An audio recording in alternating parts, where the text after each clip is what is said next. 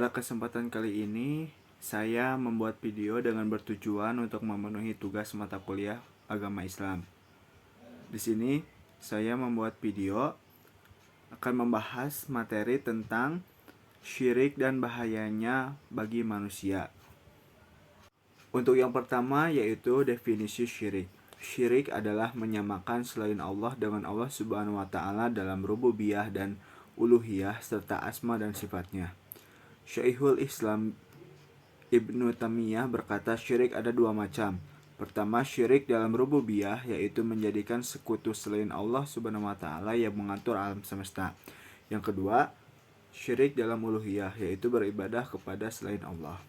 Umumnya yang dilakukan manusia adalah menyekutukan dalam uluhiyah Allah dalam hal-hal yang merupakan kekhususan bagi Allah, seperti berdoa kepada selain Allah di samping berdoa kepada Allah, atau memalingkan sesuatu bentuk ibadah seperti menyembelih kurban, bernazar, berdoa, dan sebagainya kepada selainnya.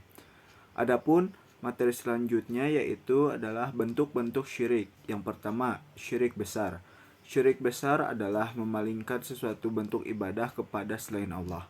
Syirik besar ada 4 macam, yaitu syirik doa, yaitu di samping dia berdoa kepada Allah Subhanahu wa taala, ia juga berdoa kepada selainnya.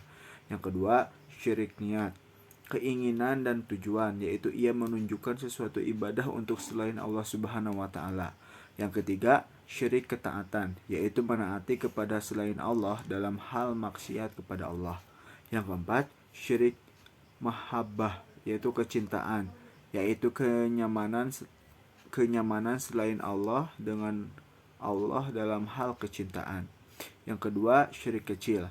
Syirik kecil tidak menjadikan pelakunya keluar dari agama Islam, tetapi ia mengurangi tauhid dan merupakan wasilah atau perantara kepada syirik besar. Syirik kecil ada dua macam, yaitu syirik jahir, yaitu nyata, yaitu syirik kecil yang di dalamnya bentuk ucapan dan perbuatan. Di dalam bentuk ucapan misalnya bersumpah selain Tuhan atau selain Tuhan kita, yaitu Allah Subhanahu wa taala.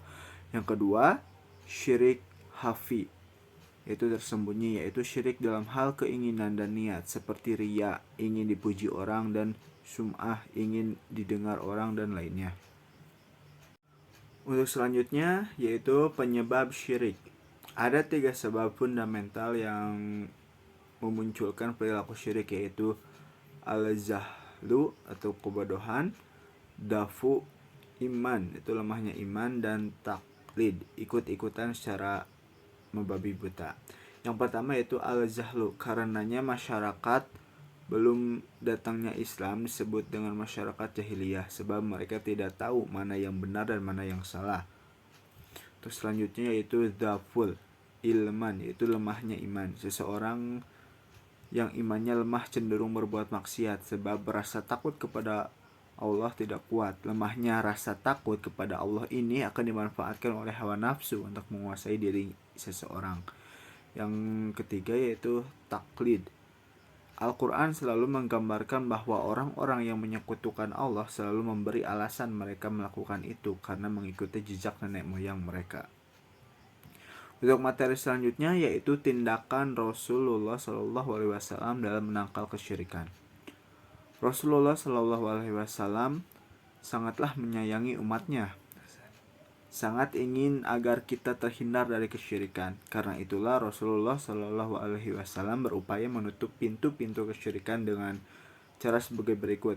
Yang pertama, beliau melarang kita dari melakukan perbuatan menjadikan kuburan sebagai tempat ibadah.